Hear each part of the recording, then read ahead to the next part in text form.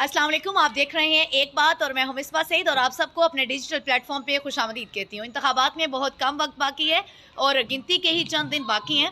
अब इंतखाबात होंगे भी या नहीं होंगे ये बहस तो अपनी जगह, लेकिन मुझे गैर मुस्लिमों से मंसूब 4 कहावतें ज़रूर याद आ रही हैं।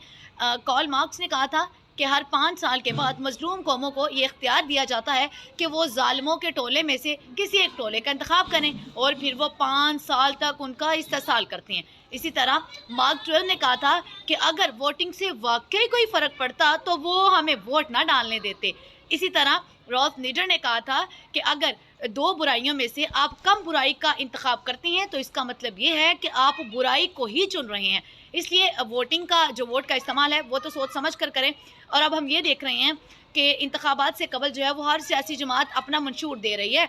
अगर इसका मुवाजना करें तरक्की याफ्ता ममालिक के साथ तो सिचुएशन बड़ी डिफरेंट होती है कि गैर मुल्कों के साथ भी अगर इसका मुवाजना करें तो सूरत हाल कुछ मुख्तलिफ होती है। अगर देखें तो वो इंतखाबात से तकरीबन जो है वो 6 माह पहले इलेक्शन से अपना मंशूर तैयार करते हैं और इलेक्शंस जब ख़त्म होते हैं इंतखाबात के जो है वो तकरीबन 2-3 माह बाद जो है वो उस पर पूरी तरह तकरीबन वो 30 से 40% तक उस पर अमल दरामद हो चुका होता है। और जब अगले 5 साल या 4 साल जब उनके इंतखाबात होते हैं तो उसके बाद जो है वो उसी मंशूर के ऊपर 90% तक अमल दरामद हो चुका होता है।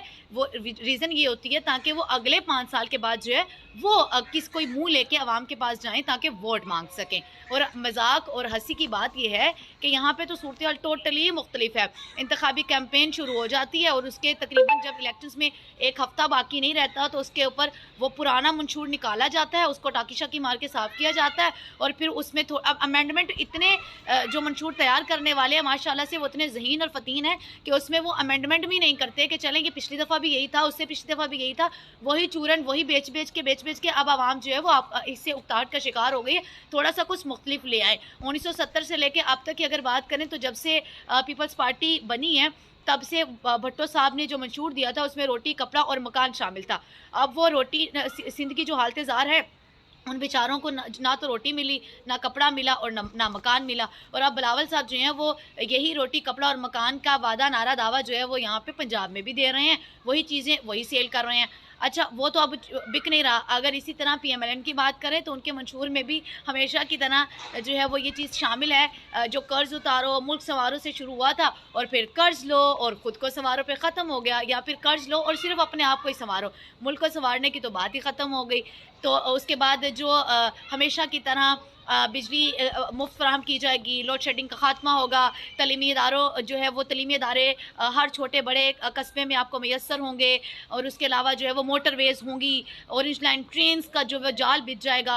और मोटरवेज़ से चूँकि अगर नवाज शरीफ और इसके ख़ानदान की जो है वो तकरीर को में से अगर मोटरवे निकाल दे जाए तो फिर उसके बाद जो है वो सिर्फ वो जो एक जुमला बोलते होते हैं ना, आई लव यू ऑडियंस, फिर सिर्फ पीछे वो बच जाता है। खैर ये तो मंशूर की बात हो रही थी तो बात कहीं और चली गई। इसी तरह अगर जो है वो मौलाना साहब की मंशूर की बात करें, जो कि पहले से ही जो जिनके पास अगर दौलत का वो पूछा जाए कि इतनी आपके पास कहाँ से आती है, काम शाम तो मौलाना साहब आप करते कुछ नहीं, तो वो कहते हैं तो गैबी मदद है।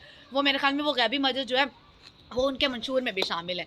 थोड़ा सा मुख्तलिफ मंशूर दिया वो जमात इस्लामी ने दिया तो उसमें थोड़ी सी चीज़ें जो है वो बाकियों से मुख्तलिफ नज़र आईं, जो कि काबिल तहसीन भी है और वो तारीफ़ के काबिल भी है।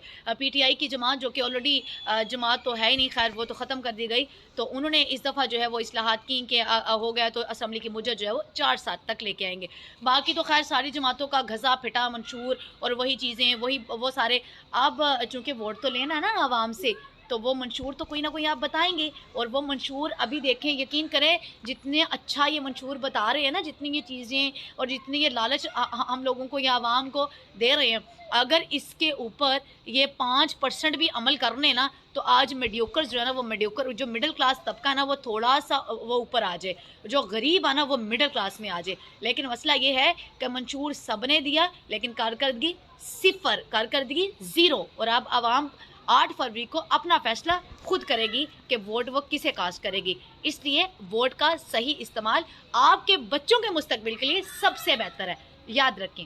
Thank you so much. अगली वीडियो में फिर मुलाकात होगी। सब्सक्राइब भी कीजिए और लाइक भी कीजिए।